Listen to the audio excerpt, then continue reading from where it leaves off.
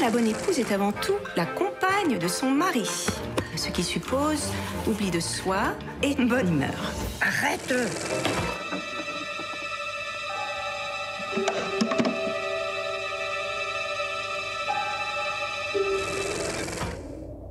I don't think the people in charge are near nervous enough. Hello, and thanks for joining us for this film show in lockdown. I'm joined by our film critic, Lisa Nesselson. Hello, Lisa. Hello, Eve. Now, we're starting with an announcement about a new online film festival. It's called We Are One, a global film festival. Tell us more. Well, this is a tantalizing thing that is just at the press release stage for the moment. But if all goes well, starting on May 29th for 10 days running, the Tribeca Film Festival in New York has somehow convinced 20 of the world's leading film festivals to all play nice. Ordinarily, a lot of them are rivals, and go and manage to program for everybody on Earth with an internet connection what they are calling new and classic films from around the world. Of those 20 festivals, 2 of them are here in France. That would be Cannes and the Annecy Festival of animated films. And it's absolutely free, but they are hoping to raise money for the World Health Organization's COVID-19 emergency response fund, which, of course, there are not many better causes than that. So films from all over the world, uniting people all over the world, and hopefully getting medical care to the people who need it. What could be bad? We're next to an environmental documentary that's being promoted by Michael Moore on his YouTube channel. It's called Planet of the Humans, and it's being billed as saying what no one else will dare to. Well, I have to say that watching this movie was a complete and utter education. It's not all that often that I read or watch something that convinces me that almost everything I believed about a topic was radically wrong. So this movie that changed my thinking was written and directed by Jeff Gibbs, and it's an ecology story, very carefully put together. And as of Earth Day, and for a full month, Michael Moore, who's the executive producer, has put it on his dedicated YouTube channel. It is free for a month, and I urge you to see it. Why is that? Well, it's that Greta Thunberg has been too polite. We are being lied to. You see this? This is, come here. This is, he's got a trunk. He's got floppy ears. He's an elephant. We're in a room. There's something we need to talk about. It's the fact that green energy, so-called renewable energy, this is a massive layer of lies, which is hiding corporate interests that are, in fact, polluting more than ever before. You may have heard of something called biomass. That sounds good. Corporate entities want to be good global citizens. Well, in fact, that's just code for chopping down trees, turning them into wood chips, throwing in some old tires, and burning something in a new plant that is probably polluting even more than the plant that was there before it. How are you feeling about watching all of these movies on YouTube, Lisa? That must be a bit of a shock to your system. Yes, that is going to be one of our themes today, because, of course, when people are stuck indoors for weeks on end, any sort of streaming from the outside world is a godsend. Or if you have a large family and not a lot of money, or if you live in the middle of nowhere. But something that doesn't get mentioned nearly enough is that all of this streaming is awful for the environment. We are not only using electricity, all of those servers are melting Greenland. They are raising the temperature of the air. They're giving off CO2. Okay, well, let's take a look at Planet of the Humans, which is available on YouTube. Here is Al Gore earning his keep by pretending to care about the rainforest while lobbying Congress on behalf of the sugarcane ethanol industry. Any comment on the Brazilian effort here with the issue of the possibility of expanding into that Amazon River basin with further deforestation to produce more ethanol out of sugarcane is a worry, and apparently you're not as concerned about that. No, I am. I simply forgot. What's been going on there is really very troubling.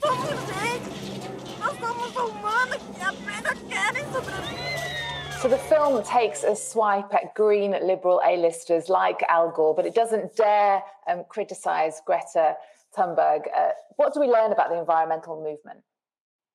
Well, we learned, for example, I had no idea that solar panels wear out very quickly, that the desert is littered with broken mirrors that are just useless debris, that those beautiful wind turbines work pretty well at first, but they wear out way faster than I thought, and that they use up enormous amounts of resources to make them in the first place. And the film also shows us it just gets worse and worse as you keep watching it.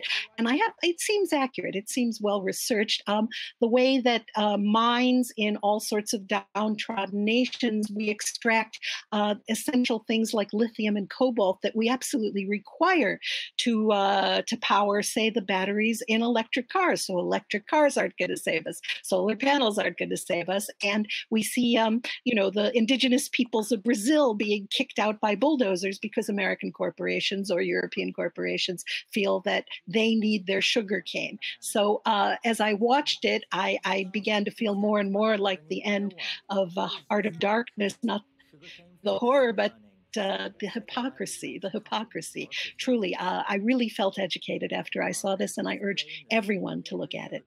It certainly sounds like an important film, but it doesn't sound like it's going to cheer me up during this lockdown, Lisa. I know in normal times you go to the cinema every single day. What was the last film you saw in a movie theatre? Well, that was at the last show on March 14th before all the theaters were closed down nationwide by edict. And I know this sounds like an instructional video, but it is actually a feature film, a comedy called How to Be a Good Wife. And it was doing so well that the distributors have already announced they're not releasing it to video on demand. They're going to put it back in theaters as soon as that is feasible. Now, the premise and the production design are way more satisfying than the film itself, but it is fun for that. Juliette Binoche plays a woman in the French countryside who, with her husband, runs a sort of finishing school for young women who aren't going to college, who go there for a few years to learn how to be good wives and mothers, how to sew, how to cook, how to change diapers, how to generally cater to husbands and kids, because there's no other future for them. When her husband dies, she finds out that the school is deep, deep, deep in debt. And you feel like, one of the lessons they didn't teach is that every woman should have her own nest egg, her own money, and absolutely not completely trust and rely on the head of the household, the man. Anything important that you learned, Lisa, about being a good wife that you can share with us? I learned that I'm glad that I didn't go to a private academy where I would be taught by nuns, however amusing. Nomi Lvovsky, who is an actress and a filmmaker, plays a pretty amusing nun. And I learned that I'm very, very happy that I was born when I was, because I've been able to take advantage of the incredible strides in what is possible in a woman's life. This takes place around May 1968, and that's what the film is heading toward, the idea that there will be some emancipation, some liberation, more possibilities for women. Okay, well, let's take a look at How to Be a Good Wife. Pensez-vous que nous arriverons à sauver l'école? Si nous ouvrions un nouveau compte à votre nom. Vous dire que j'aurai un carnet de chèques à mon nom. Elle m'a dit d'aller siffler là-haut sur la colline. Une bonne épouse se concentre sur ses tâches ménagères. Je veux te revoir. Non! Afin de ne pas céder à toutes ses tentations. En deux mots, mains occupées, mauvaises pensées chassées. So, Lisa, this film about women was written and directed by a man. Tell us more about Martin Provost. Martin Provost is a very accomplished writer-director who never gets talked about outside of France, doesn't get talked about that much inside France, and all of his films, all of them from the very start, center on female characters. He wrote and directed Séraphine in 2008, which is about the artist Séraphine de Senlis. And the film won 7 Césars, including Best Picture. Violette was about the self-taught real-life author Violette Leduc, and she is played by Emmanuel Devos. In 2017, he made a film I absolutely love called The Midwife, in which Catherine Fro plays a devoted midwife in a small human-scaled clinic, which is about to close forever. But this brings us to How to Be a Good Wife. There really were such academies all over France, and they were just dying out and outliving their usefulness at the period that's covered in the film. The film squanders a lot of the possibilities, the inherent comic possibilities in such a story. story. It's an interesting piece of history, and for the production design, kind of fun. One of France's most prominent art house distributors, MK2 or MK2, has just signed a one-year deal with Netflix. Tell us more about that, Lisa. Well, Netflix will be hosting on their platforms 12 of the 20 or so films made by François Truffaut. Is this good news? Well, access to films that people might not otherwise be exposed to, of course, is always a good thing. So, Lisa, is the one Truffaut film that is a must-see?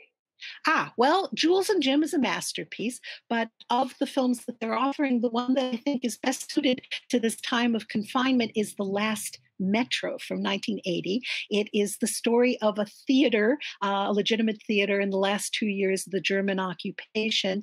And Catherine Deneuve is married to a man who's Jewish, the head director. And so he is hiding out in the theater, but she has told everyone that he's gone off to South America, and he secretly gives her stage direction so that they can put the play on after all. The cast and crew includes Gérard Depardieu as one of the actors. There's an incredibly villainous theater critic. There are Nazis, and it's a portrait of courage and human foibles under stressful conditions.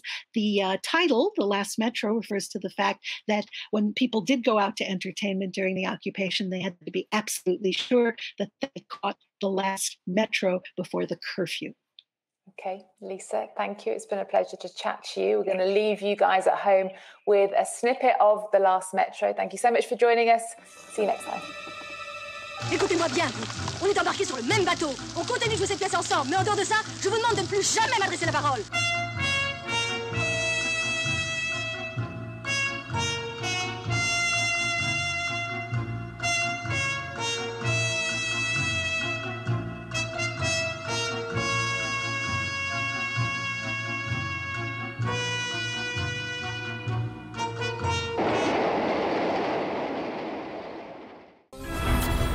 Je regarde France 24 parce qu'en tant qu'étudiante en sciences politiques, ça me permet de rester à jour sur les informations dans le monde, sur les conflits, les débats politiques, tout ça.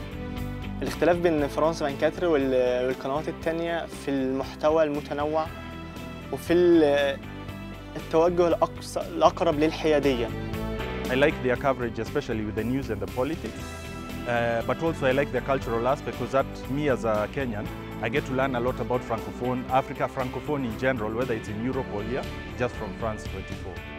France 24 m'aide à voir une perspective plus complète du monde et à comprendre différentes langues et différentes cultures. France 24, with you everywhere, all the time. Liberté, égalité, actualité. Conservationists have long been calling for an end to this. Markets where live animals, some of them wild, are sold and slaughtered. Too close, not clean enough, the types of markets where viruses like COVID-19 blossom.